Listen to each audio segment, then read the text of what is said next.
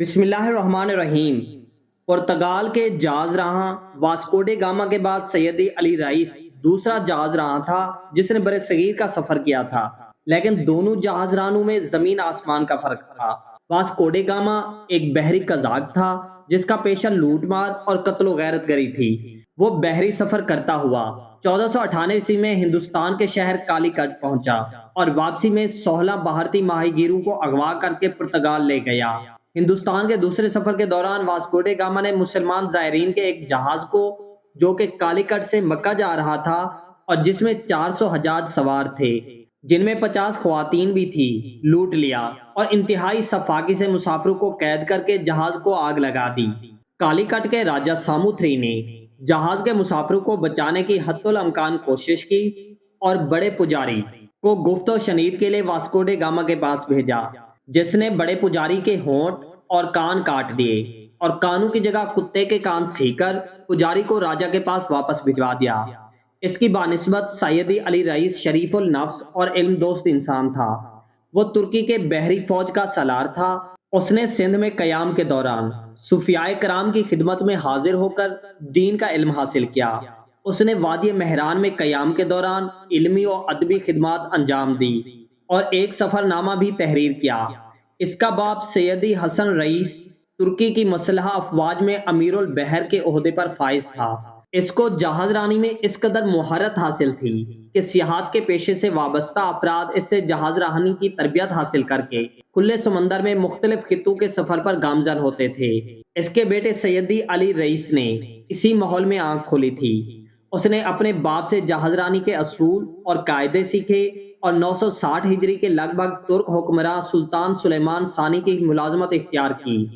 اس وقت مصر کا بحری بیڑا پیری بک کی کمان میں ایک جنگی مہم کے سلسلے میں سمندر کے سینے پر محو سفر تھا کہ اچانک سمندر میں طوفان آ گیا، جس کی زد میں بحری بیڑا بھی آ گیا اور اس میں تباہی پھیل گئی۔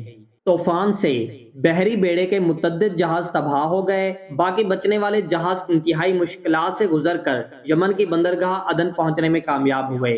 ان جہازوں کی مدد سے پیری بک نے مسقط پر حملہ کر کے اسے فتح کر لیا، لیکن اسے خبر نہیں تھی کہ پرتگال کا بحری بیڑا بھی اسی طرف آ رہا ہے۔ جب اسے خبر ملی تو وہ اپنے 3 جہازوں کو لے کر وہاں سے فرار ہو کر مصر پہنچ گیا۔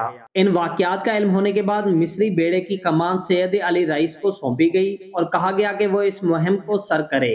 سید علی رئیس نے اپنی جنگی تیاریاں مکمل کی اور جہازوں کو ضروری اسلحہ اور سامان سے لیس کر کے 961 ہجری کو ماہ محرم حلب میں داخل ہو گیا۔ اس کے مہینے بعد اس نے بصرہ کی جانب اپنی توجہ مرکوز کی اور ماہ صفر 961 ہجری میں یہ منزل بھی سر کر لی۔ اس دوران اس کے چند جہاز خراب ہو گئے، جس کی وجہ سے اسے کئی دنوں انتظار کرنا پڑا۔ جب انجینئرز نے جہازوں کی مرمت کر کے ان میں پیدا ہونے والی خرابی دور کر دی تو وہ اپنی اگلی مہم کے لیے موسم سازگار ہونے کا انتظار کرنے لگا۔ کئی ماہ کے انتظار کے بعد موسمی صورتحال موافق ہوئی تو وہ ماہ شوال 962 ہجری میں بصرہ سے جاوا پہنچا۔ یہاں اسے شدید مزاحمت کا سامنا کرنا پڑا۔ یہ اس کی زندگی کی پہلی بحری لڑائی تھی جس میں اس کو اپنے بحری جنگ کے جوہر دکھانے کا موقع ملا۔ اس نے اپنے مختصر سے بحری بیڑے کی مدد سے دشمن کے کئی گنا بڑے اور طاقتور بحری بیڑے کو شکست دی۔ سید علی رئیس کو گجرات کے حکمرانوں نے ملازمت کی پیشکش کی، لیکن گجرات میں تخت نشینی کے مسئلے پر امیدواروں کے درمیان اس قدر اختلاف تھا کہ اس نے گجرات میں رہنے کے بجائے جلد وہاں سے نکلنے کی ترجیح دی۔ سید علی رئیس یکم ربیع الاول 962 ہجری کو گجرات سے رخت سفر باندھا اور سندھ کی طرف روانہ ہوا۔ 10 ربیع الاول 962 ہجری کو وہ سندھ کے شہر حالہ پہنچا۔ یہاں اس کو سخت دشواریوں کا سامنا کرنا پڑا۔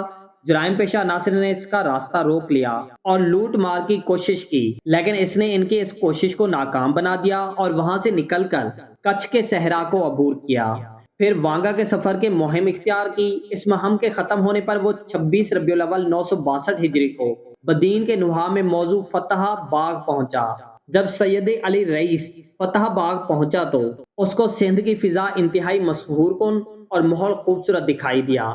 سیدی علی رئیس کو فتح باغ میں ٹھہرے ہوئے کچھ ہی روز ہوئے تھے کہ اسے معلوم ہوا کہ مرزا شاہ حسن ارغوان کے ایک ترخانی امیر مرزا یحییٰ خان نے اس کے شاہ حسن ارغوان کے خلاف بغاوت کر دی ہے اور اس کے حامیوں کو قتل کر دیا ہے۔ واقعہ یہ تھا کہ اس کے آنے سے چند روز پہلے محرم کے ابتدا میں ٹھٹھہ کے ارغوانوں نے شاہ حسن سے منحرف ہو کر مرزا یحییٰ کی اطاعت کا اعلان کرتے ہوئے کہا کہ وہ اب مرزا یحییٰ خان کی اطاعت کریں گے کیونکہ وہ نیک دل، متقی اور پرہیزگار ہے۔ مرزا یحییٰ خان کے لیے یہ صورتحال انتہائی سازگار تھی۔ اس نے اسے اپنی خوش بختی تصور کرتے ہوئے اپنے دیرینہ محسن شاہ حسن ارغوان سے جنگ کا ارادہ کیا۔ یہ بات قابل ذکر ہے کہ مرزا یحییٰ خان مرزا شاہ حسن ارغوان کے دیگر امیروں کی نسبت نچلے درجے پر فائز تھا اور اسے عمرہ کی صف میں کوئی اعلیٰ مقام حاصل نہیں تھا۔ اس نے باغیوں پر مشتمل ایک لشکر تیار کر کے ٹھٹھہ اور اس کے گرد و نواح کے علاقوں میں یورش برپا کر دی۔ باغیوں کے حملے میں مرزا شاہ حسن بے کے کئی وفادار ساتھی مارے گئے۔ اس کے اہل خاندان پر الگ مصیبت آئی۔ اس کا تمام خزانہ نصر پور کے مقام پر لوٹ لیا گیا اور ترخانی امیروں میں مال غنیمت کے طور پر بھی تقسیم کیا گیا۔ یہ صورتحال مرزا شاہ حسن بیگ کے لیے انتہائی پریشان کن تھی۔ اس نے فوراً اپنے ایک امیر سلطان محمود خان کو بکھر کی عمارت کا پروانہ عطا کیا اور ہدایت کی کہ وہ تمام باغی امیروں کو گرفتار کر کے اس کے حوالے کر دے۔ سلطان محمود خان نے بکھر کا نظم و نسق سنبھالتے ہوئے تمام باغی امیروں کو گرفتار کر کے مرزا شاہ حسن کے پاس روانہ کر دیا اور 22 محرم 962 ہجری کو اسلحہ سے لیس ایک لشکر لے کر شاہ حسن کے پاس اس کی مدد کے لیے پہنچا۔ یہ لشکر جب مرزا شاہ حسن کی نظر سے گزرا تو اسے بڑی خوشی ہوئی۔ اس نے اس کی کارگزاری اور وفاداری کو ستائش نگاہوں سے دیکھا اور اس کی کمان میں 400 جنگی کشتیاں مرزا یحییٰ خان کے مقابلے کے لیے بھیجی۔ ان دنوں سیدی علی رئیس فتح باغ ہی میں مقیم تھا۔ وہ لمحہ بلمحہ بدلتے ہوئے حالات کو گہری نظر سے جائزہ لے رہا تھا۔ اسی دوران ٹھٹھہ سے 2 میل دور نالہ ثانیہ کے مقام پر مرزا عیسیٰ خان اور سلطان محمود خان کے لشکر میں زبردست جنگ ہوئی۔ دونوں جانب کے بہت سے سپاہی اور لشکری مارے گئے۔ اس قدر جانی نقصان اور تباہی کے بعد مرزا عیسیٰ خان کو احساس ہوا کہ یہ خود اس کے لیے نقصان دہ رہے گا، اس لیے اس نے مجبوراً باغیوں سے مصالحت کر لی۔ سلطان محمود خان نے نالہ ثانیہ کے مقام پر اپنی جنگی خیمے نصب کر رکھے تھے۔ یہاں اس کو ترکی کے امیر البحر سیدی علی رئیس کے سندھ میں آنے کی اطلاع ملی اور پتہ چلا کہ وہ فتح باغ کے مقام پر مقیم ہے۔ سلطان محمود خان نے فتح باغ پہنچ کر اس سے ملاقات کی اور نہایت دلجوئی اور ہمدردی کے ساتھ اسے اپنے ہمراہ لے آیا۔ پھر اس کی وساست سے وہ مرزا شاہ حسن ارغوان کے دربار میں پہنچا۔ مرزا شاہ حسن نے اس کی بہادری کے کارنامے سنے تو بڑی مسرت کا اظہار کیا اور اس کو اس کے شایان شان انعام و اکرام عطا فرمایا۔ ان دنوں سندھ میں عالموں اور صوفیوں کی کمی نہیں تھی اور وہ اپنے واعظ و نصیحت سے عوام کی رہنمائی کر رہے تھے۔ سیدی علی رئیس کے بھی دل میں خواہش ہوئی کہ وہ یہاں کے چند علماء سے نیاز حاصل کرے۔ ٹھٹھہ کے بزرگوں اور مشائخ سے ملاقات کے بعد کافی عرصہ سیدی علی رئیس نے مرزا شاہ حسن کی ہمراہی میں ہی گزارا۔ یہ زمانہ مرزا شاہ حسن کی پیرانہ سالی کا تھا۔ اس کی صحت بگڑتی جا رہی تھی۔ اسی حالت میں وہ کشتی میں سفر کر کے بکھر پہنچا، جہاں پہنچتے ہی اس کی صحت مزید بگڑ گئی۔ طبیبوں کو یقین ہو گیا کہ وہ زندہ نہیں رہے گا، لیکن وہ اسے تسلی دیتے اور صحت یاب کرنے کی کوشش کرتے رہے۔ بالآخر اس نے 9 جمادی الاول 962 ہجری کو انتقال کیا۔ مرزا شاہ حسن کی وفات کے بعد سیدی علی رئیس کا دل سندھ سے اچاٹ ہو گیا۔ اس نے سلطان محمود خان ولی بکھر سے اپنے وطن واپس جانے کی اجازت چاہی۔ بہت مشکلوں سے وہ اسے رخصت کی اجازت دینے پر راضی ہوا۔